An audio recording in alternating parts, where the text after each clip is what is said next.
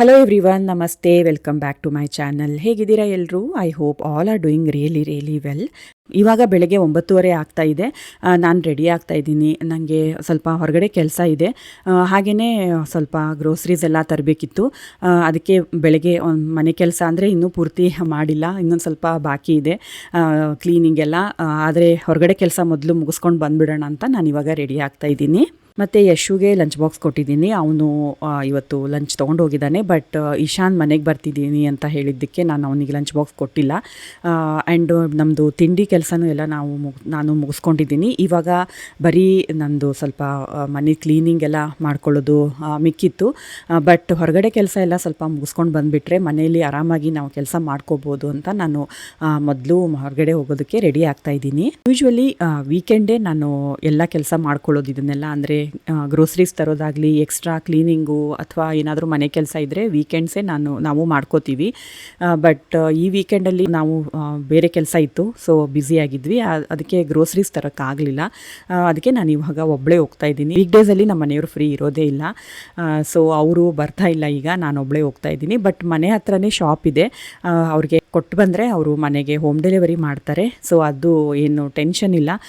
ಅದಕ್ಕೆ ನಾನು ಇವಾಗ ಹೋಗಿ ಮೊದಲು ಗ್ರೋಸರೀಸ್ನ ತೊಗೊಂಡು ಬಂದ್ರಾಯ್ತು ಅಂತ ರೆಡಿಯಾಗಿ ಇವಾಗ ಪೂಜೆ ಮುಗಿಸ್ಕೋತಾ ಇದ್ದೀನಿ.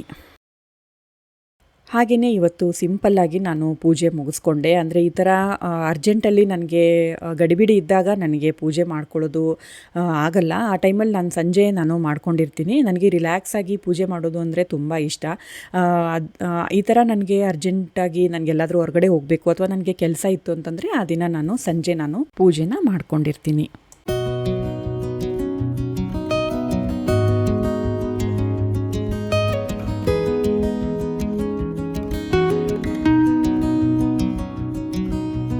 ಇವಾಗ ನಂದು ಹೊರಗಡೆ ಎಲ್ಲ ಕೆಲಸ ಮುಗಿಸ್ಕೊಂಡು ಬಂದಿದ್ದೀನಿ.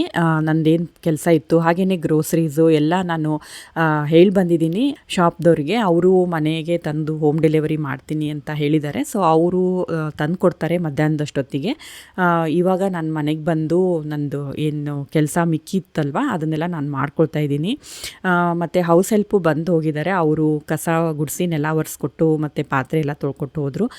ಅದಾದಮೇಲೆ ನಾನು ಡೈಲಿ ಈ ಥರ ಎಲ್ಲ ನಾನು ಸೆಟ್ ಮಾಡ್ಕೋತೀನಿ. ಮನೆದು ನಮ್ಮದು ಏನಿರುತ್ತೆ ಕುಷನ್ಸ್ ಎಲ್ಲ ಸೆಟ್ ಮಾಡ್ಕೊಳ್ಳೋದು, ಹಾಗೆಯೇ ನಮ್ಮ ಬೆಡ್ ಎಲ್ಲ ಸೆಟ್ ಮಾಡ್ಕೊಳ್ಳೋದು, ಅದೊಂದು ಕೆಲಸ ಮಿಕ್ಕಿತ್ತು. ಅದನ್ನೆಲ್ಲ ನಾನು ಮುಗಿಸ್ಕೋತಾ ಇದ್ದೀನಿ ಇವಾಗ. ಆಮೇಲೆ ಈ ದಿವಾನ್ ಬಂದು ನಾವು ಲಿವಿಂಗ್ ರೂಮಲ್ಲಿ ಹಾಕಿದ್ದೀವಿ. ಇದು ತುಂಬ ಹಳೇದು, ಅಂದರೆ ಒಂದು 8-10 ವರ್ಷ ಆಯಿತು ನಾವು ತಗೊಂಡು ಇದನ್ನು. ತುಂಬ ಚೆನ್ನಾಗಿ ಬಂತು. ಬಟ್ ಇವಾಗ ದಿವಾನ್ ಹಾಕೋದು ಒಂದು ಓಲ್ಡ್ ಫ್ಯಾಷನ್ ಅಂತ ಅಂತಾರೆ. ಬಟ್ ನನಗೆ ಪರ್ಸ್ನಲಿ ಹೇಳಬೇಕು ಅಂತಂದರೆ ನನಗೆ ಇದು ತುಂಬ ಇಷ್ಟ ಆಗುತ್ತೆ. ಹಾಗೆಯೇ ನಮ್ಮ ಮನೇಲೂ ಕೂಡ ಎಲ್ಲರೂ ತುಂಬ ಇಷ್ಟಪಡ್ತಾರೆ.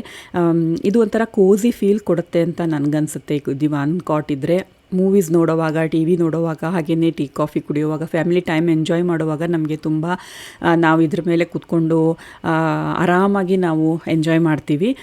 ಮತ್ತು ನನಗೆ ಈ ಥರ ಇವಾಗೆಲ್ಲ ಅಂತಾರಲ್ಲ, ಹೋಮ್ ಡೆಕಾರ್ ಮಾಡುವಾಗ ಸಟಲ್ಡ್ ಕಲರ್ಸು ಮತ್ತು ಟ್ರೆಂಡಿ ಆಗಿರೋ ಮಿನಿಮಲಿಸ್ಟಿಕ್ ಆಗಿರುವಂಥ ಒಂಥರ ಹೋಮ್ ಡೆಕಾರು ತುಂಬ ಟ್ರೆಂಡಲ್ಲಿದೆ. ಬಟ್ ನನಗೆ ಆ ಥರ ತುಂಬ ಕಲರ್ಲೆಸ್ ಇದ್ದರೆ ನನಗೆ ಇಷ್ಟ ಆಗಲ್ಲ. ಸ್ವಲ್ಪ ಎತ್ನಿಕ್ ಲುಕ್ಕು, ಅಂದರೆ ದೇಸಿ ಟಚ್ಚು, ಮತ್ತು ಒಂಥರ ಸ್ವಲ್ಪ ಕಲರ್ಸ್ ಎಲ್ಲ ಇದ್ದರೆ ಈ ಥರ ಡೆಕೋರ್ ಮಾಡೋಕ್ಕೆ ಇಷ್ಟ ಆಗುತ್ತೆ. ಹಾಗೆಯೇ ಹಬ್ಬದಲ್ಲೂ ನಾವು ಎತ್ನಿಕ್ ಪ್ರಿಂಟ್ ಇರೋವಂಥ ಕುಷನ್ ಕವರ್ ಎಲ್ಲ ಚೇಂಜ್ ಮಾಡಿಕೊಂಡ್ರೆ ಅದರದ್ದೊಂಥರ ಕಳೆನೇ ಬೇರೆ ಬರುತ್ತೆ ಅಂತ ನಾನು ಹೇಳೋಕ್ಕೆ ಇಷ್ಟಪಡ್ತೀನಿ. ನಂಗೆ ಇಷ್ಟ ಆಗುತ್ತೆ ಪರ್ಸ್ನಲಿ ಕೇಳಿದ್ರೆ. ಸೊ ಅದಕ್ಕೆ ನಾವು ಇದನ್ನು ರಿಪ್ಲೇಸ್ ಮಾಡಿಲ್ಲ, ಅಂದರೆ ನಾವು ಇದನ್ನು ತೆಗೆದಿಲ್ಲ. ನಾವು ಸೋಫಾ ಚೇಂಜ್ ಮಾಡಬೇಕು, ಅದನ್ನು ಮುಂದೆ ಚೇಂಜ್ ಮಾಡ್ಕೊಂಡ್ರಾಯ್ತು ಅಂದ್ಕೊಂಡಿದ್ದೀವಿ. ಬಟ್ ದಿವಾನ ನಾವು ಇಟ್ಕೊಂಡ್ರಾಯ್ತು ಅಂತ.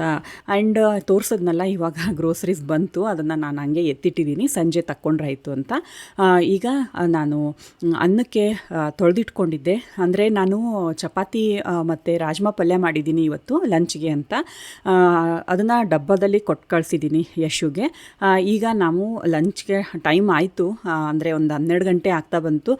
ಸೊ 1 ಗಂಟೆ ಅನ್ನೋಷ್ಟೊತ್ತಿಗೆ ಇನ್ನೂ ಬಂದುಬಿಡ್ತಾನೆ. ಅವನಿಗೆ ಲಂಚ್ ಅಷ್ಟಕ್ಕೂ ನಾವು 1 ಗಂಟೆಗೆಲ್ಲ ಊಟಕ್ಕೆ ಕೂತ್ಕೊಳ್ತೀವಿ ಅಂತ ಹೇಳಿದ್ನಲ್ಲ, ಸೊ ಅದಕ್ಕೆ ಇವಾಗ ಲಂಚ್ ಮಾಡ್ಕೊಂಡ್ರಾಯ್ತು ಅಂತ ನಾನು ಕಿಚನಿಗೆ ಬಂದಿದ್ದೀನಿ. ಮತ್ತು ರಾಜ್ಮಾ ಪಲ್ಯ ಮಾಡಿದಾಗ ನಾನು ಬಾಸ್ಮತಿ ರೈಸ್ ಇರುತ್ತಲ್ವ, ಅದನ್ನು ನಾನು ಕಂಪಲ್ಸರಿ ಮಾಡ್ತೀನಿ. ಅಂದರೆ ಅದು ರಾಜ್ಮಾ ಪಲ್ಯ ಜೊತೆಗೆ ಈ ಥರ ಫ್ಲೇವರ್ ಆಗಿ ಈ ಥರ ರೈಸ್ ಮಾಡಿಕೊಂಡ್ರೆ, ಅನ್ನ ಮಾಡಿಕೊಂಡ್ರೆ ಚೆನ್ನಾಗಿರುತ್ತೆ, ನಮ್ಗೆ ಇಷ್ಟ ಆಗುತ್ತೆ. ಹಾಗೆಯೇ ಅನ್ನ ಮಾಡೋವಾಗ ನಾನು ಒಂದು 2-3 ಲವಂಗ ಮತ್ತು ಜೀರಿಗೆ ಇವೆರಡನ್ನೂ ಹಾಕ್ಕೊಂಡೆ. ಇದರಿಂದ ನಮಗೆ ಇನ್ನೂ ಒಂದು ಸ್ವಲ್ಪ ಫ್ಲೇವರ್ ಜಾಸ್ತಿ ಬರುತ್ತೆ ಮತ್ತು ಇದು ತಿನ್ನೋದಕ್ಕೂ ಚೆನ್ನಾಗಿರುತ್ತೆ ರಾಜ್ಮಾ ಪಲ್ಯ ಜೊತೆಗೆ. ಇದೇ ರಾಜ್ಮಾ ಪಲ್ಯನ ನಾನು ಬೆಳಗ್ಗೆ ಮಾಡಿದ್ದೆ. ಇದು ಸ್ವಲ್ಪ ಆರೋಗಿದೆ ಮತ್ತು ಗ್ರೇವಿ ಎಲ್ಲ ಒಂದು ಸ್ವಲ್ಪ ಡ್ರೈ ಆಗೋಗಿದೆ. ಅದಕ್ಕೆ ಇದನ್ನು ನಾನು ಇವಾಗ ಮತ್ತೆ ಬಿಸಿ ಮಾಡ್ಕೊಳ್ತಾ ಇದ್ದೀನಿ. ಈ ಥರ ತುಂಬ ಬೆಳಗ್ಗೆ ಮಾಡಿರ್ತೀನಲ್ವ, ಅದಕ್ಕೆ ಇನ್ನೊಂದು ಸಾರಿ ನಾನು ಬಿಸಿ ಮಾಡ್ಕೊತೀನಿ. ಹಾಗೆಯೇ ಅನ್ನ ಕೂಡ ಆಗಿದೆನೋ ಅಂತ ಸ್ವಲ್ಪ ಚೆಕ್ ಮಾಡ್ಕೊತಾ ಇದ್ದೀನಿ. ಬಾಸ್ಮತಿ ರೈಸ್ನ ಸ್ವಲ್ಪ ಉದ್ರುದ್ರಾಗಿದ್ರೇ ಚೆನ್ನಾಗಿರುತ್ತೆ ಅಲ್ವಾ. ಅಂದರೆ ತುಂಬ ಜಾಸ್ತಿ ಬೆಂದರೆ ಅಂದರೆ ಸ್ವಲ್ಪ ಮೆತ್ತಗಾಗ್ಬಿಡುತ್ತೆ, ತುಂಬ ಚೆನ್ನಾಗಿರಲ್ಲ ತಿನ್ನೋದಕ್ಕೂ ಕೂಡ. ಅದಕ್ಕೆ ಸ್ವಲ್ಪ ನೋಡಿಕೊಂಡೆ ಚೆನ್ನಾಗಾಗಿದೆ, ಅಂದರೆ ಉದ್ರುದ್ರಾಗಿ ನಮಗೆ ಹೇಗೆ ಬೇಕೋ ಹಾಗೆ ಒಂದೇ ಒಂದು ಅಗಳನ್ನ ಕಿವುಚ್ಕೊಂಡು ನೋಡಿಕೊಂಡೆ ರೈಸ್ ರೆಡಿ ಆಗಿದೆ. ಇವಾಗ ಅದನ್ನು ಬೇರೆ ಕಡೆಗೆ ತೆಗೆದಿಟ್ಟು ಇವಾಗ ನಾನು ಚಪಾತಿಗೆ ರೆಡಿ ಮಾಡ್ಕೊಳ್ತಾ ಇದ್ದೀನಿ.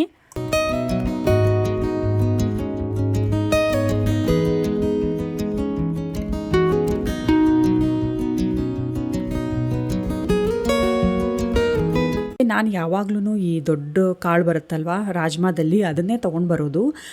ಆದರೆ ಈ ಸರ್ತಿ ಈ ಕಾಶ್ಮೀರಿ ರಾಜ್ಮಾ ಅಂತ ಕರೀತಾರಲ್ವ, ಚಿಕ್ಕದಾಗಿರುತ್ತೆ ಕಾಳು, ಅದನ್ನು ನಮ್ಮ ಮನೆಯವರು ಗೊತ್ತಾಗ್ಲಾರ್ದಿಂದ ತೊಗೊಂಡು ಬಂದುಬಿಟ್ಟಿದ್ದಾರೆ. ಅದು 1 kgಕ್ಕಿಂತ ಜಾಸ್ತಿನೇ ಇತ್ತು. ಸೊ ಅದನ್ನು ಮುಗಿಸ್ಬೇಕಿತ್ತು. ಅದು ಕಾಶ್ಮೀರಿ ರಾಜ್ಮಾ ಬಂದು ಅದು ಬೇಗನೂ ಬೇಯಲ್ಲ, ಹಾಗೆಯೇ ಇಷ್ಟೊಂದು ಟೇಸ್ಟಾಗಿರಲ್ಲ. ಅಂದರೆ ಈ ದೊಡ್ಡ ಕಾಳದ್ದು ಏನು ಬರುತ್ತಲ್ವ ಅದರಷ್ಟು ಟೇಸ್ಟು ಇದು ಬರಲ್ಲ ಅಂತ ನನಗನ್ಸುತ್ತೆ.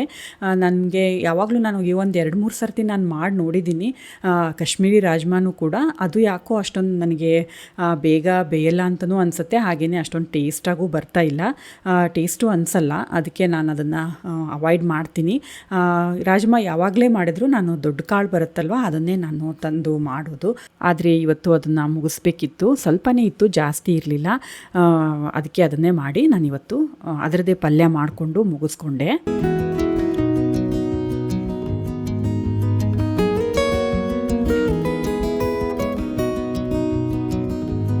ಮತ್ತು ಇನ್ನೂ ಚಪಾತಿ ಮಾಡೋದು ಮುಗ್ದಿರಲಿಲ್ಲ. ಅಂದರೆ ಇನ್ನೂ ಒಂದು 2-3 ಚಪಾತಿ ಮಾಡಬೇಕಿತ್ತು. ಅಷ್ಟರಲ್ಲಿನೇ ನಮ್ಮ ಮನೆಯವ್ರದ್ದು ಮೀಟಿಂಗ್ ಸ್ಟಾರ್ಟ್ ಆಗುತ್ತೆ. ಸೊ ಅದಕ್ಕೆ ನಾನೇ ಬಡಿಸ್ಕೊಂಡ್ಬಿಡ್ತೀನಿ ಅಂತ ಹೇಳಿ ಅವರು ಊಟ ಬಡಿಸ್ಕೊಳ್ತಾ ಇದ್ದಾರೆ ಇವಾಗ. ಆ್ಯಕ್ಚುಲಿ ಎವ್ರಿ ಡೇ ಅವ್ರದ್ದು ಒಂದು 3 ಗಂಟೆಗೆಲ್ಲ ಕಾಲ್ಸ್ ಸ್ಟಾರ್ಟ್ ಆಗುತ್ತೆ. ಬಟ್ ಇವತ್ತು ಪ್ರೀಪೋನ್ ಮಾಡಿ ಬೇಗನೆ ಇಟ್ಟಿದ್ದಾರೆ. ಸೊ ಅದಕ್ಕೆ ನಾನು ಲಂಚ್ ಬೇಗ ಮುಗಿಸ್ಕೋತೀನಿ ಅಂತ ಅವರೇ ಇವಾಗ ಬಡಿಸ್ಕೊಳ್ತಾ ಇದ್ದಾರೆ. ವರ್ಕ್ ಫ್ರಮ್ ಹೋಮ್ ಅನ್ನೋದಷ್ಟೇ, ಬಟ್ ಟೈಮಿಂಗ್ಸ್ ಎಲ್ಲ ಅದರಂತೆಯೇ ಸೆಟ್ ಮಾಡ್ಕೊಳ್ಬೇಕಾಗತ್ತೆ. ನನಗೆ ಆಫೀಸ್ಗೆ ಹೋಗಿ ಬಂದ್ರೇ ಬೆಟರ್ ಅಂತ ನನಗೂ ಅನಿಸುತ್ತೆ. ಯಾಕೆಂದರೆ ಬೆಳಗ್ಗೆ ಹೋಗಿ ಸಂಜೆ ಅಷ್ಟೊತ್ತಿಗೆ ಕೆಲಸ ಮುಗಿಸ್ಕೊಂಡು ಮನೆಗೆ ಬಂದರೆ ಫ್ರೀಯಾಗಾದರೂ ಇರ್ತಾರೆ. ಬಟ್ ಮನೇಲಿದ್ದರೆ ಈ ಥರ ಊಟ ತಿಂಡಿಗೂ ಸ್ವಲ್ಪ ಅಡ್ಜಸ್ಟ್ ಮಾಡ್ಕೋಬೇಕಾಗತ್ತೆ. ಆಮೇಲೆ ಮನೇಲಿ ಇರ್ತಾರೆ ಅನ್ನೋದಷ್ಟೇ ಆಗುತ್ತೆ, ಬಟ್ ಫುಲ್ ಡೇ ಬ್ಯುಸಿಯಾಗೇ ಇರ್ತಾರೆ. ಆ್ಯಂಡ್ ಯಾವುದು ಟೈಮಿಂಗ್ಸ್ ಅಂತ ಇರೋದೇ ಇಲ್ಲ. ಅದಕ್ಕೆ ಆಫೀಸೇ ಬೆಟರ್ ಅನಿಸುತ್ತೆ. ನಿಮ್ಮಲ್ಲೂ ಕೂಡ ತುಂಬ ಜನ ಇವಾಗ ವರ್ಕ್ ಫ್ರಮ್ ಹೋಮೇ ಕೆಲಸ ಜಾಸ್ತಿ ಇರುತ್ತೆ ಅಂತ ನಾನು ಅನ್ಕೋತೀನಿ. ಇದೇ ಥರ ಅನಿಸ್ತಿರ್ಬೇಕು ಅವ್ರಿಗೂ ಕೂಡ. ಸೊ ನಿಮ್ಗೆ ಹೇಗೆ ಅನಿಸುತ್ತೆ, ಆಫೀಸ್ ಬೆಟರಾ ಅಥವಾ ವರ್ಕ್ ಫ್ರಮ್ ಹೋಮ್ ಬೆಟರಾ? ನನಗಂತೂ ಇದು ಆಫೀಸ್ ಇದ್ರೇ ಬೆಟರ್ ಅಂತ ನನಗನ್ಸುತ್ತೆ. ಹಾಗೆಯೇ ಈಶಾನ್ ಕೂಡ ಕಾಲೇಜಿಂದ ಬಂದ. ಸೊ ಅವನಿಗೂ ಕೂಡ ಇವಾಗ ಊಟ ಬಡಿಸ್ಬಿಟ್ಟು ಅವನ ಜೊತೆಗೇ ಸ್ವಲ್ಪ ಹರಟೆ ಹೊಡಿತಾ ಇದ್ದೀನಿ. ಅಂದರೆ ಅವನು ಸ್ವಲ್ಪ ರಿಸರ್ವ್ಡು, ಜಾಸ್ತಿ ಮಾತಾಡಲ್ಲ, ತುಂಬ ಶೈ ನೇಚರ್ ಕೂಡ. ಅವನಿಗೆ ತಾನಾಗಿಯೇ ಮಾತಾಡೋದು ತುಂಬ ಕಡಿಮೆ. ನಾನು ಸ್ವಲ್ಪ ಚಾನ್ಸ್ ಹುಡುಕ್ತಾ ಇರ್ತೀನಿ ಅವನ ಜೊತೆಗೆ ಮಾತಾಡೋದಕ್ಕೆ ಅಂತ. ಅಂದರೆ ನಾವು ಮಕ್ಕಳಿಗೆ ಸ್ವಲ್ಪ ನಾವಾಗಿಯೇ ಈ ಏಜಲ್ಲಿ, ಅಂದರೆ ಈ ಟೀನೇಜಲ್ಲಿ ಒಂದು ಸ್ವಲ್ಪ ಅವರು ತಮ್ಮ ಲೋಕದಲ್ಲೇ ಇರ್ತಾರೆ. ಅಂದರೆ ತಮ್ಮ ಒಂದು ಫ್ರೆಂಡ್ಸು ಮತ್ತು ಕಾಲೇಜು ಈ ಥರ ಅವ್ರದ್ದೇ ಒಂದು ಇದು ಇರುತ್ತೆ, ಒಂದು ಲೋಕ ಇರುತ್ತೆ. ಸೊ ನಾವೇ ಮಾತಾಡ್ಸ್ಕೋಬೇಕಾಗತ್ತೆ. ನಮಗೆ ಈ ಟೈಮಲ್ಲಿ ಅವರನ್ನು ಅರ್ಥ ಮಾಡ್ಕೋಬೇಕು ಅಂತಂದರೆ ಅಂತ ನನಗನ್ಸುತ್ತೆ. ಇವಾಗ ನೋಡಿ ಇಲ್ಲಿ ಮಳೆ ಬೆಳಗ್ಗೆಯಿಂದನೇ ಶುರುವಾಗೋಗಿದೆ. ಅಂದರೆ ಇವತ್ತು ಬೆಳಗ್ಗೆ ನಾನು ಹೊರಗಡೆ ಹೋಗ್ತಾ ಇದ್ನಲ್ವ, ಆವಾಗಲಿಂದನೇ ಮಳೆ ಇತ್ತು. ಇವಾಗ ಸ್ವಲ್ಪ ಕಡಿಮೆ, ಬಟ್ ಬೆಳಗ್ಗೆ ಜಾಸ್ತಿ ಇತ್ತು. ಬೆಂಗಳೂರಲ್ಲಿ ಮಳೆ ಸೆಕೆಂಡ್ ವೀಕಿಂದನೇ ಮೇ ಸೆಕೆಂಡ್ ವೀಕಿಂದನೇ ಸ್ಟಾರ್ಟ್ ಆಗಿಬಿಡುತ್ತೆ. ಇಲ್ಲಿರೋರ್ಗೆ ಗೊತ್ತು, ಸ್ವಲ್ಪ ಬಿಸಿಲು ಬಂದರೂ ಸಾಕು ಮಳೆ ಜಾಸ್ತಿ ಆಗಿಬಿಡುತ್ತೆ ಅಂತ. ನಮ್ಮ ಲಾನಲ್ಲಿ ಈ ರೀತಿ ಮಳೆನ ನೋಡೋದಕ್ಕೆ ಚೆನ್ನಾಗಿರುತ್ತೆ. ಹಾಗೆಯೇ ಈ ಲಾನು ಇದು ನಮ್ಮದು ಮಾಸ್ಟರ್ ಬೆಡ್ರೂಮಲ್ಲಿ ನಾನು ಆಗಲೇ ತೋರಿಸಿದ್ದು ಲಿವಿಂಗ್ ರೂಮಲ್ಲಿರೋದು ಬಾಲ್ಕನಿ. ಇದು ಮಾಸ್ಟರ್ ಬೆಡ್ರೂಮ್ ಬಾಲ್ಕನಿಯಲ್ಲಿ ನಿಂತ್ಕೊಂಡ್ರೆ ಈ ಥರ ನೋಡೋದಕ್ಕೆ ಸಿಗುತ್ತೆ. ಮಳೆನ ಎಲ್ಲ ಚೆನ್ನಾಗಿ ಒಂಥರ ಒಳ್ಳೆ ಫೀಲಿಂಗ್ ಬರುತ್ತೆ ನೋಡಿದ್ರೆ. ನನಗೆ ನೋಡೋದಕ್ಕೆ ತುಂಬ ಇಷ್ಟ ಇಲ್ಲಿ ನಿಂತ್ಕೊಂಡು. ಬಟ್ ಒಂದೇ ಒಂದು ಅಂತಂದರೆ ಈ ಮಳೆ ಬಂದರೆ ತುಂಬ ಎಲ್ಲ ಕಡೆಗೂ ನನಗೆ ಕೆಲಸ ಜಾಸ್ತಿ, ಎಲ್ಲ ಕೆಸರು ಮಣ್ಣು ಎಲ್ಲ ಇರೋದು, ಅದೊಂದೇ ನನಗೆ ಇಷ್ಟ ಆಗಲ್ಲ. ಹಾಗೆಯೇ ಬಟ್ಟೆ ಕೂಡ 2 ದಿನದಿಂದ ಆಯಿತು ಚೆನ್ನಾಗಿ ಬಟ್ಟೆ ಕೂಡ ಒಣಗ್ತಾ ಇಲ್ಲ. ನೋಡಬೇಕು, ಇವತ್ತು ಒಳಗಡೆ ತಂದು ಸ್ಟ್ಯಾಂಡಿಗೆ ಹಾಕಿದ್ರಾಯ್ತು ಅಂತ ನಾನು ಹಾಗೆ ಬಿಟ್ಬಿಟ್ಟಿದ್ದೀನಿ.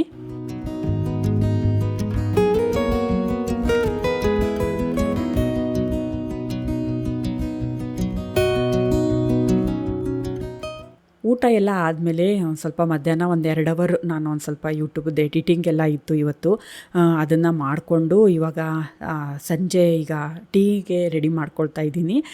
ಸಂಜೆ ಅಂತ ಅಂದಮೇಲೆ ಟೀ ಇಲ್ಲದೇ ಹೇಗೆ ಸ್ಟಾರ್ಟ್ ಆಗುತ್ತೆ ಅಲ್ವಾ. ಅದನ್ನು ನಾನು ಇವಾಗ ಮೊದಲು ಟೀ ಕುಡ್ಕೊಂಡು ಮುಂದೆ ಕೆಲಸ ಮಾಡ್ಕೊಂಡ್ರಾಯ್ತು ಅಂತ ಮೊದಲು ಟೀ ರೆಡಿ ಮಾಡ್ಕೊಳ್ತಾ ಇದ್ದೀನಿ. ಇವತ್ತು ನಾನು ಕಿಚನ್ ಕ್ಲೀನಿಂಗ್ ಎಲ್ಲ ಮಾಡ್ಕೋಬೇಕು. ಅಂದರೆ ಸ್ವಲ್ಪ ನನಗೆ ನಾನು ದಿನಸಿ ಸಾಮಾನು ತೊಗೊಂಡು ಬಂದಿದ್ದೀನಲ್ವ, ಅದನ್ನು ನಾನು ಜೋಡಿಸ್ಕೋಬೇಕಿತ್ತು. ಅದಕ್ಕಿಂತ ಮುಂಚೆ ನಾನು ಶೆಲ್ಫ್ಸ್ ಕ್ಲೀನ್ ಮಾಡ್ಕೊಂಡಿರಲಿಲ್ಲ. ಯೂಶ್ವಲಿ ನಾನು ಮೊದಲೇ ಮಾಡ್ಕೊಂಡು ಇಟ್ಕೊಂಡಿರ್ತೀನಿ, ಬಟ್ ಈ ಸರ್ತಿ ನನಗೆ ಮಾಡ್ಕೊಳ್ಳೋಕ್ಕಾಗಿರಲಿಲ್ಲ. ಅದಕ್ಕೆ ಇವತ್ತು ಅದನ್ನು ನಾನು ಮಾಡ್ಕೋಬೇಕು. ಹಾಗೆಯೇ ಒಂದು ಸ್ವಲ್ಪ ಚುರುಮುರಿಗೂ ನಾನು ಒಗ್ಗರಣೆ ಹಾಕಬೇಕಿತ್ತು. ಇಷ್ಟೆಲ್ಲ ಕೆಲಸ ಇದೆ, ಅದಕ್ಕೆ ಟೀ ಕುಡಿಲಾರ್ದೆ ಹೇಗೆ ಇಷ್ಟೊಂದು ಎನರ್ಜಿ ಬರೋದಕ್ಕೆ ಸಾಧ್ಯನೇ ಇಲ್ಲ. ಅದಕ್ಕೆ ಅಂದ್ಕೊಂಡು ನಾನಿವಾಗ ಟೀ ರೆಡಿ ಮಾಡ್ಕೊಳ್ತಾ ಇದ್ದೀನಿ.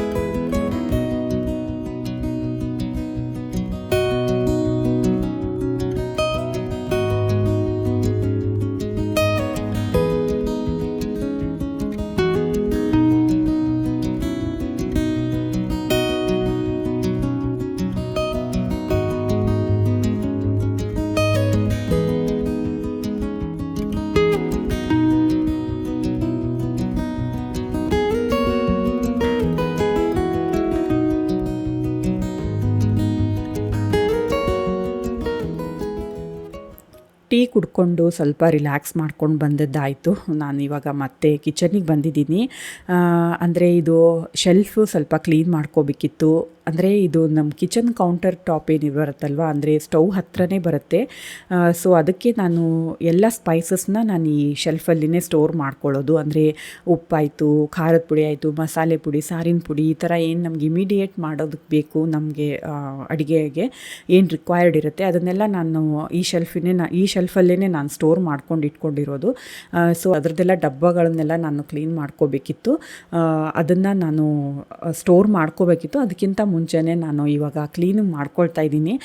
ಈ ರೀತಿ ನಾನು ಎಲ್ಲ ಒಂದೇ ಪಟ್ಟಿಗೆ ತೆಗಿಯೋದು ತುಂಬ ಕಡಿಮೆ. ಅಂದರೆ ಮೊದಲು ತುಂಬ ಆ ಥರ ಮಾಡ್ಕೋತಾ ಇದ್ದೆ, ಎಲ್ಲನೂ ಒಂದೇ ಸರಿ ಕ್ಲೀನಿಂಗ್ ತೆಗೆದುಬಿಡ್ತಾ ಇದ್ದೆ. ಬಟ್ ಅದರಿಂದ ನನಗೆ ತುಂಬ ಟೈಮು ಕನ್ಸ್ಯೂಮ್ ಆಗ್ತಾಯಿತ್ತು, ಹಾಗೆ ತುಂಬ ನನಗೆ ಸುಸ್ತಾಗ್ಬಿಡ್ತಾಯಿತ್ತು. ಫುಲ್ ಡೇ ಅದರಲ್ಲಿನೇ ನಂದು ಟೈಮು ಹೋಗ್ತಾಯಿತ್ತು. ಬಟ್ ಇವಾಗ ಇವಾಗ ನಾನು ಎಷ್ಟು ಬೇಕೋ ಅಷ್ಟು ಅಂದರೆ ಖಾಲಿ ಆದ ತಕ್ಷಣವೇ ನಾನು ಆ ಡಬ್ಬನ ತೊಳ್ಕೊಂಡು ಸ್ಟೋರ್ ಮಾಡ್ಕೊಂಡು ಇಟ್ಕೊಂಡ್ಬಿಡ್ತೀನಿ. ಅದರಿಂದ ನನಗೆ ಜಾಸ್ತಿ ಟೈಮು ಅದಕ್ಕೆ ಹಾಕ್ದಂಗೂ ಆಗಲ್ಲ, ಕಿಚನ್ನು ಕೂಡ ಯಾವಾಗಲೂ ಕ್ಲೀನಾಗೇ ಇರುತ್ತೆ. ಸೊ ಇವಾಗ ಅದೇ ಟಿಪ್ಪನ್ನು ನಾನು ನಿಮ್ಗೆ ಹೇಳೋಕ್ಕೆ ನಾನಿಲ್ಲಿ ಇಷ್ಟಪಡ್ತೀನಿ. ಅಂದರೆ ಕಿಚನನ್ನು ನಾವು ಒಂದೇ ಸರಿ ಯಾವುದೇ ಕೆಲಸನಾದರೂ ನಾವು ಒಂದೇ ಸರಿ ಮಾಡಿದ್ರಾಯ್ತು ಅಂತ ತಕ್ಕೊಂಡು ಕೂತ್ರೆ ನಮ್ಗೆ ಬೋರು ಆಗುತ್ತೆ, ಹಾಗೆಯೇ ಮೋಟಿವೇಶನು ಇರಲ್ಲ ಕ್ಲೀನ್ ಮಾಡ್ಕೊಳ್ಳೋದಕ್ಕೆ. ಇನ್ನೊಂದು ಸಾರಿ ಮಾಡಬೇಕು ಅಂತಂದರೆ ತುಂಬ ಬೇಜಾರು ಆಗುತ್ತೆ. ಅಯ್ಯೋ ಬಿಡಪ್ಪ, ಯಾಕೆ ಸುಮ್ಮನೆ ಇಷ್ಟೊಂದು ಕ್ಲೀನಿಂಗ್ ಎಲ್ಲ ಮಾಡಿಕೊಂಡು ಇಷ್ಟೊಂದೆಲ್ಲ ಟೈಮ್ ಹಾಕಬೇಕಾಗತ್ತೆ, ತುಂಬ ಬೇಜಾರಾಗುತ್ತೆ ಅಂತ ನಾವು ಬಿಟ್ಬಿಡ್ತೀವಿ. ಇನ್ನೊಂದು ಸಾರಿ ಮಾಡೋದಕ್ಕೆ ನಮಗೆ ಮೋಟಿವೇಶನ್ನೇ ಇರಲ್ಲ. ಅದ್ರ ಬದಲು ನಾವು 1-2 ಈ ಥರ ಡಬ್ಬ ಖಾಲಿ ಆಯಿತು ಅಂತಂದರೆ ಅದನ್ನು ಆವಾಗಿಂದ ಆವಾಗಲೇ ತೊಳ್ಕೊಂಡು ಸ್ಟೋರ್ ಮಾಡಿಕೊಂಡು ಅಷ್ಟೇ ಅದೇ ಒಂದೇ ಶೆಲ್ಫನ್ನು ನಾವು ಕ್ಲೀನ್ ಮಾಡಿಕೊಂಡು ಈ ಥರ ನಾವು ಮಾಡಿಕೊಂಡ್ರೆ ನಮಗೆ ಸುಸ್ತು ಆಗಲ್ಲ, ಬೇರೆ ಕೆಲಸಗಳು ಆಗುತ್ತೆ, ಅದರಲ್ಲಿನೇ ನಮ್ಗೆ ಫುಲ್ ಡೇನೂ ಹೋಗಲ್ಲ. ಸೊ ಅದಕ್ಕೆ ಇದು ಈ ರೀತಿ ಮಾಡಿಕೊಂಡ್ರೆ ಒಳ್ಳೆಯದು ಅಂತ ನಾನಿಲ್ಲಿ ಹೇಳೋಕ್ಕೆ ಇಷ್ಟಪಡ್ತೀನಿ.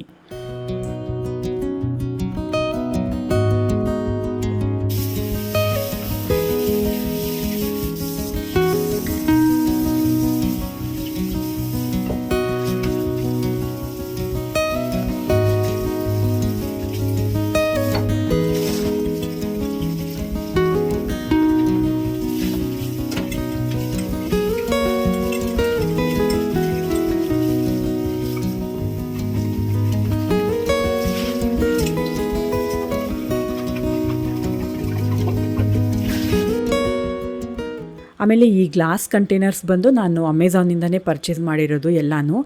ಒಂದೊಂದಾಗಿ ನಾನು ಕಲೆಕ್ಷನ್ ಮಾಡ್ಕೊಂಡಿದ್ದೀನಿ, ಎಲ್ಲನೂ ಒಂದೇ ಪಟ್ಟಿಗೆ ನಾನು ಪರ್ಚೇಸ್ ಮಾಡಿಲ್ಲ. ಅಂದರೆ 2 3 ಡಬ್ಬಗಳನ್ನು ನಾನು ಚೇಂಜ್ ಮಾಡ್ತಾ ಹೋದೆ. ಅಂದರೆ ನಾನು ಈ ಮನೆಗೆ ಬರೋಕ್ಕಿಂತ ಮುಂಚೆ ಅಂದರೆ 3 ವರ್ಷದ ಕೆಳಗಡೆ ನನ್ನ ಹತ್ರ ಎಲ್ಲ ಬರೀ ಪ್ಲಾಸ್ಟಿಕ್ ಡಬ್ಬಗಳನ್ನೇ ನಾನು ಸ್ಟೋರ್ ಮಾಡ್ಕೊಳ್ತಾ ಇದ್ದೆ. ಆಮೇಲೆ ನನಗೆ ಗ್ಲಾಸ್ನಲ್ಲಿನೇ ಇಟ್ಕೋಬೇಕು ಅಂತ ಇವಾಗೆಲ್ಲ ಹೇಳ್ತಾರಲ್ವ, ಅಂದರೆ ಪ್ಲಾಸ್ಟಿಕ್ಕು ಅವಾಯ್ಡ್ ಮಾಡಿ ಹೆಲ್ತಿ ಅಲ್ಲ ಅಂತ ಹೇಳಿದ್ಮೇಲೆ ನಾನು ಚೇಂಜ್ ಮಾಡಿಕೊಂಡು ಒಂದೊಂದಾಗಿ ಚೇಂಜ್ ಮಾಡಿಕೊಂಡೆ. ಇವಾಗ ನನ್ನ ಹತ್ರ ಆಲ್ಮೋಸ್ಟ್ ಆಲ್ ಅಂದರೆ ಒಂದು 90% ನಾನು ಚೇಂಜ್ ಮಾಡಿದ್ದೀನಿ ಅಂತ ಹೇಳ್ಬೋದು. ಇವಾಗ ನಾನು ಸ್ಪೈಸಸನ್ನು ಕೂಡ ಎಲ್ಲನೂ ನಾನು ಗ್ಲಾಸ್ ಡಬ್ಬದಲ್ಲಿನೇ ನಾನು ಹಾಕಿ ಇಟ್ಕೊಳ್ಳೋದು. ಸೊ ಅದಕ್ಕೋಸ್ಕರ ನಾನು ಇದು ಗ್ಲಾಸಿಂದಲ್ವಾ, ಅದಕ್ಕೆ ನಾನು ಜಾಸ್ತಿ ನನ್ನ ಹೌಸ್ ಹೆಲ್ಪಿಗೆ ನಾನು ಕ್ಲೀನಿಂಗಿಗೆಲ್ಲ ಕೊಡೋಕ್ಕೆ ಹೋಗಲ್ಲ. ಯಾವಾಗಲಾದರೂ ಕೊಟ್ಟಿರ್ತೀನಿ ಒಂದೊಂದೇ, ಬಟ್ ತುಂಬ ಕಡಿಮೆ.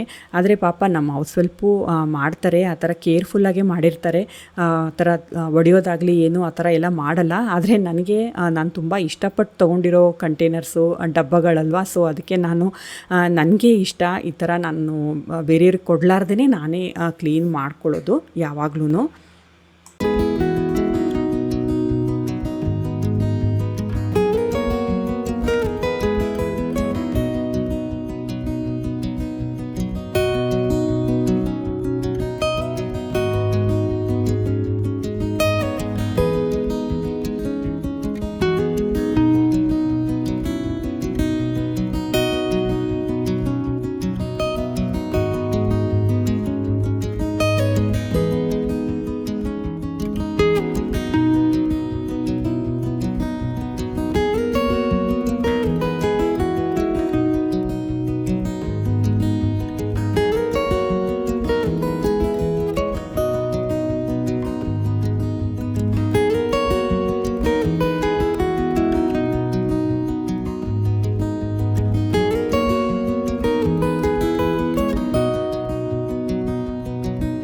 ಇದೆಲ್ಲ ಉಳಿದಿರೋ ಮಸಾಲೆ ಲಾಸ್ಟ್ ಮಂತು ಸ್ವಲ್ಪನೇ ಉಳ್ಕೊಂಡಿದೆ. ಅಂದರೆ ಸ್ವಲ್ಪ ಸಾರಿನ ಪುಡಿ, ಒಂದು ಸ್ವಲ್ಪ ಮಸಾಲೆ ಪುಡಿ, ಈ ಥರ ಎಲ್ಲ.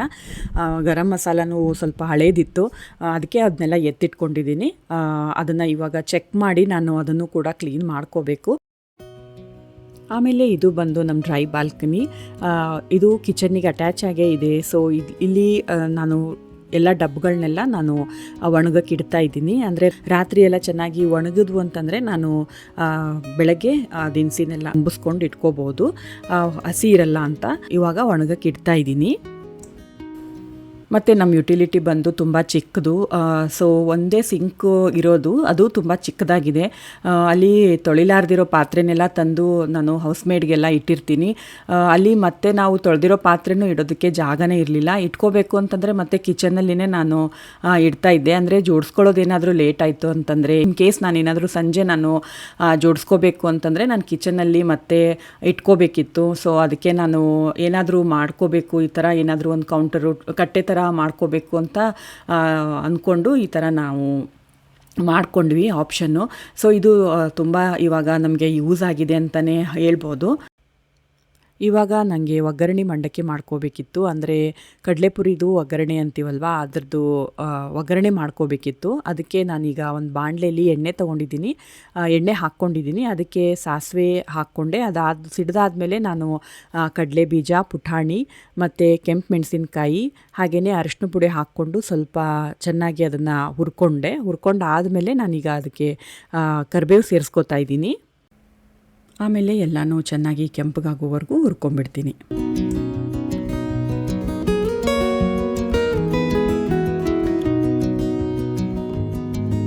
ಇವಾಗ ನಾನು ಒಗ್ಗರಣೆಯಲ್ಲಿನೇ ಉಪ್ಪು ಮತ್ತು ಸಕ್ಕರೆ ಎರಡೂ ನಾನು ಹಾಕ್ಕೊಂಡ್ಬಿಡ್ತೀನಿ. ಅಂದರೆ ಅದು ಕಡಲೆಪುರಿಗೆ ಚೆನ್ನಾಗಿ ಹತ್ಕೊಳ್ಳಿ ಅಂತ. ಈ ರೀತಿ ಹಾಕೋದ್ರಿಂದ ಕಡಲೆಪುರಿಗೆ ಅದು ಚೆನ್ನಾಗಿ ಮಿಕ್ಸ್ ಆಗುತ್ತೆ ಕಡಲೆಪುರಿಯಲ್ಲಿ. ಆ್ಯಕ್ಚುಲಿ ಹೇಳಬೇಕು ಅಂದರೆ ನಾನು ಮರ್ತೋದೆ, ಖಾರದ ಪುಡಿನೂ ನಾನು ಆವಾಗಲೇ ಹಾಕ್ಕೊಂಡಿರ್ತೀನಿ, ಅಂದರೆ ಕಲರ್ ಚೆನ್ನಾಗಿ ಬರುತ್ತೆ ಅಂತ. ಹಾಗೆಯೇ ಮೆಂತ್ಯದಿಟ್ಟು ಎರಡೂ ನಾನು ಆವಾಗಲೇ ಹಾಕ್ಕೊಳ್ಳೋದು. ಫ್ಲೇವರು ಅಂದರೆ ಸ್ವಲ್ಪ ವಾಸನೆ ಮತ್ತು ಕಲರು ಎರಡೂ ಚೆನ್ನಾಗಿ ಬರುತ್ತೆ. ಬಟ್ ಇವತ್ತು ಮರ್ತೋದೆ ಗಡಿಬಿಡಿಯಲ್ಲಿ, ಅದಕ್ಕೆ ಇವಾಗ ಹಾಕ್ಕೋತಾ ಇದ್ದೀನಿ. ಅದಾದಮೇಲೆ ನಾನು ಅದೇ ಬಾಣಲೆಯಲ್ಲಿನೇ ನಾನು ಕಡಲೆಪುರಿನೂ ಹಾಕ್ಕೊಂಡೆ. ಇವಾಗ ಎಲ್ಲನೂ ಹಾಕ್ಕೊಂಡು ಒಂದು ಸಾರಿ ಚೆನ್ನಾಗಿ ಮಿಕ್ಸ್ ಮಾಡ್ಕೊಂಡ್ಬಿಡ್ತೀನಿ. ಹಾಗೆಯೇ ಇದನ್ನು ಬಿಸಿ ಮಾಡ್ಕೊಳ್ತಾ ನಾನು ಮಿಕ್ಸ್ ಮಾಡ್ಕೊತಾ ಇದ್ದೀನಿ. ಅಂದರೆ ಕಡಲೆಪುರಿ ಒಂದು ಸ್ವಲ್ಪ ಕ್ರಿಸ್ಪಿಯಾಗಿ ಚೆನ್ನಾಗಾಗಲಿ ಅಂತ. ಇದನ್ನು ಬಿಸಿ ಮಾಡ್ಕೊಳ್ಳದೆ ಹೋದರೆ ಬೇಗ ಮೆತ್ತಗಾಗ್ಬಿಡುತ್ತೆ. ಸೊ ಅದಕ್ಕೆ ಸ್ವಲ್ಪ ಬಿಸಿ ಮಾಡಿಕೊಂಡ್ರೆ ಸಾಕು. ಇದನ್ನು ನಾನು ವಾರಕ್ಕೊಂದು ಸರಿ ಆದರೂ ನಾನು ಮಾಡ್ಕೊಂಡಿರ್ತೀನಿ. ಅಂದರೆ ಇದನ್ನು ಒಂದೇ ಸಾರಿ ನಾನು ಮಾಡಿಟ್ಕೊಳ್ಳಲ್ಲ, ಅದು ಮೆತ್ತಗಾಗಿಬಿಡತ್ತೆ ಅಂತ. ಸೊ ಇವಾಗ ಇದು ಎಲ್ಲ ಮಿಕ್ಸ್ ಆಯಿತು ಮತ್ತು ಹಾಗೆಯೇ ಕಡಲೆಪುರಿ ಒಗ್ಗರಣೆ ರೆಡಿ ಆಗಿದೆ. ಇವಾಗ ಇದು ಬಿಸಿ ಇದೆಯಲ್ವಾ, ಅದಕ್ಕೆ ಇದನ್ನು ನಾನೊಂದು ಸ್ವಲ್ಪ ಆರಕ್ಕೆ ಎತ್ತಿಡ್ತೀನಿ. ಅಂದರೆ 1 ಅವರು ಬಿಟ್ಟ ಮೇಲೆ ಡಬ್ಬದಲ್ಲಿ ತುಂಬಿಸ್ಕೊಂಡ್ರಾಯಿತು ಅಂತ. ಮತ್ತು ಇನ್ನೊಂದು ವಿಷಯ ಅಂತಂದರೆ, ನಾನು ರಾತ್ರಿ ಊಟಕ್ಕೆ ಇವಾಗ ಇದನ್ನು ಆಲ್ಟರ್ನೇಟಾಗಿ ನಾನು ಮಾಡ್ಕೊಂಡಿದ್ದೀನಿ. ಅಂದರೆ ಇದನ್ನೇ ತಿಂತಾಯಿದ್ದೀನಿ. ವಾರಕ್ಕೆ 2ರಿಂದ 3 ಸಾರಿ ಈ ಥರ ಆಗುತ್ತೆ. ಬಟ್ ಇದೊಂದೇ ಅಲ್ಲ, ಇದ್ರ ಜೊತೆಗೆ ನಾನು ಹಸಿ ತರಕಾರಿನ ಮಿಕ್ಸ್ ಮಾಡಿಕೊಂಡು ತಿಂತಾಯಿದ್ದೀನಿ. ಇದರದ್ದು ಡೀಟೇಲಾಗಿ ನಾನು ಯಾವ ರೀತಿ ಇದನ್ನು ನಾನು ಡಿನ್ನರ್ ಹೆಲ್ತಿಯಾಗಿ ಮಾಡ್ಕೊಂಡಿದ್ದೀನಿ, ಇದನ್ನು ಆಪ್ಷನ್ನು ಅನ್ನೋದನ್ನು ನಾನು ಇನ್ನೊಂದು ವೀಡಿಯೋದಲ್ಲಿ ನಿಮ್ಮ ಜೊತೆಗೆ ಶೇರ್ ಮಾಡ್ಕೊತೀನಿ. ಐ ಹೋಪ್ ನಿಮಗೆಲ್ಲ ಇವತ್ತಿನ ವ್ಲಾಗು ಇಷ್ಟ ಆಯಿತು ಅಂತ ಅಂದ್ಕೊಳ್ತೀನಿ. ಇಷ್ಟ ಆದರೆ ಲೈಕ್ ಮಾಡಿ, ಶೇರ್ ಮಾಡಿ, ಕಮೆಂಟ್ ಮಾಡಿ. ಹಾಗೆಯೇ ಇನ್ನೂವರೆಗೂ ಯಾರ್ಯಾರು ನನ್ನ ಚಾನಲ್ನ ಸಬ್ಸ್ಕ್ರೈಬ್ ಮಾಡ್ಕೊಂಡಿಲ್ವೋ ಅವರು ಪ್ಲೀಸ್ ಚಾನಲ್ನ ಸಬ್ಸ್ಕ್ರೈಬ್ ಮಾಡ್ಕೊಳ್ಳಿ ಅಂತ ಹೇಳ್ತಾ ಇವತ್ತಿನ ವ್ಲಾಗ್ನ ನಾನು ಇಲ್ಲಿಗೆ ಮುಗಿಸ್ತಾ ಇದ್ದೀನಿ.